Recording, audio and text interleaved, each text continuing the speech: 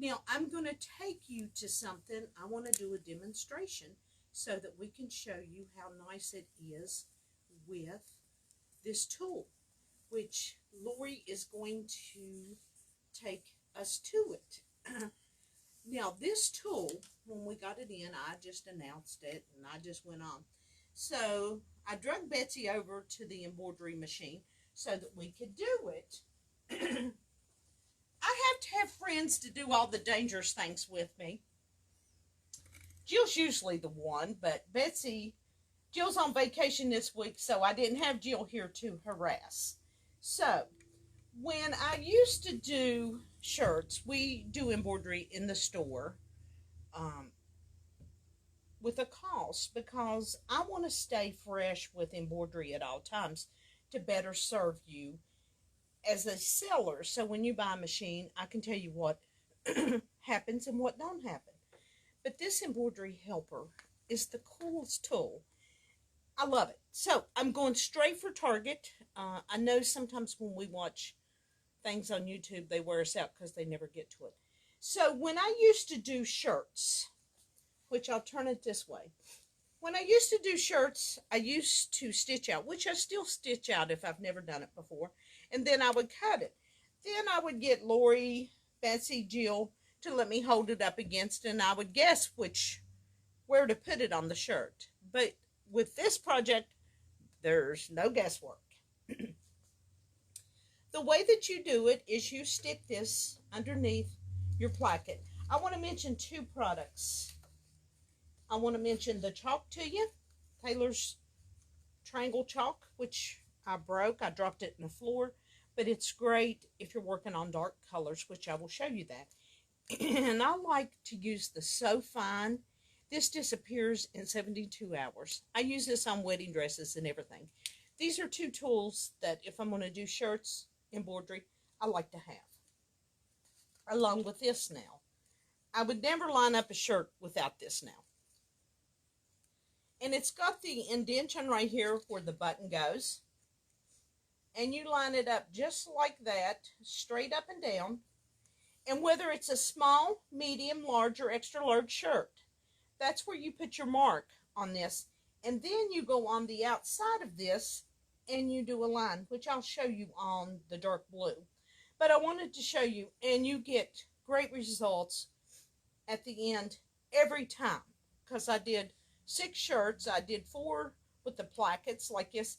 The placket is where it's the collar. So if you've got any question about that, and you line up right here, and when you mark this and you go to put it in your frame, what's really cool is you got the marking down here, because if you're not careful, the shirt will end up like this.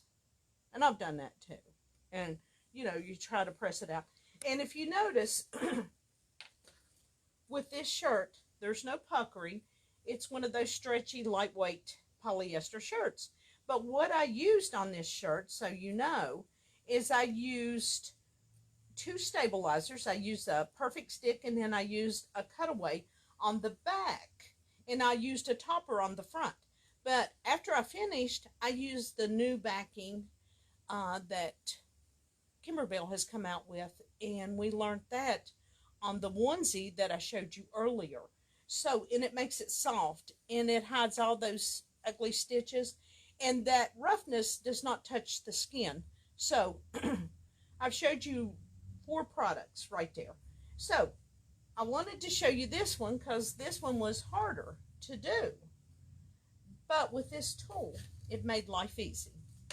So what I did, which you'll see the marking here, is I divided the shirt in half, found my center, and then what you do when you lay this out to do this one, you set this up just right here, where at the side here where you put your pin in, at the bottom of the collar of the neck. Now, you don't have a placket, but you're still safe to do this. I promise, because I did all of these. And with this one, what you would do is you would mark it. Remember, you got to be so careful when you lay it in there. You're so focused on getting the design in that you sometimes forget and you turn the shirt. Trust me, done it. And what's nice is with this, it's marked. And I would put a mark right in here. And this is what I did with this shirt.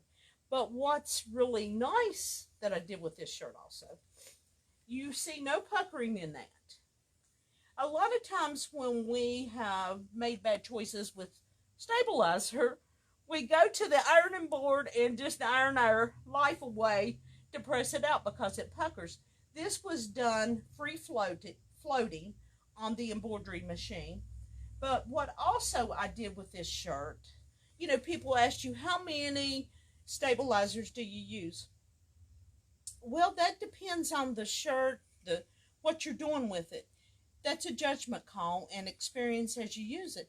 But I decided to use 3 stabilizers so that it would come out perfect.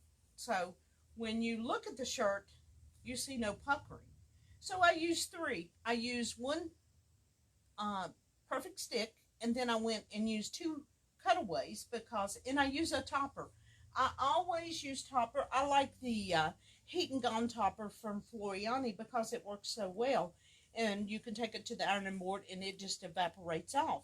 Jill likes the Wet and Gone. I don't like to sit there and pick because I've got so many things I got to do next, but I thought these turned out very well.